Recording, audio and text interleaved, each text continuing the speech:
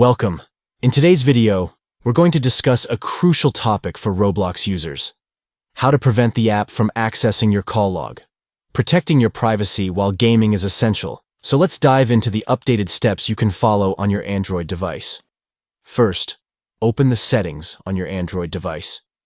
This is where we'll make the adjustments needed to keep your information secure. Next, scroll down and go to Apps. Once you're in the Apps section, you'll need to find Roblox among the list of installed applications. It's usually listed alphabetically, so it should be easy to locate. After tapping on Roblox, look for the option that says Permissions. This will show you what permissions the app currently has, including access to your contacts. Now, tap on Contacts. Here's where you can control what Roblox can access. Finally, select Don't Allow.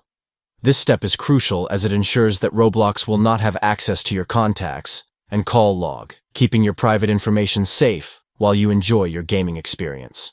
And there you have it. By following these simple steps, you've taken an important measure to protect your privacy on Roblox. If you found this video helpful, make sure to give us a thumbs up and subscribe for more useful tips. Keep gaming safely and see you next time.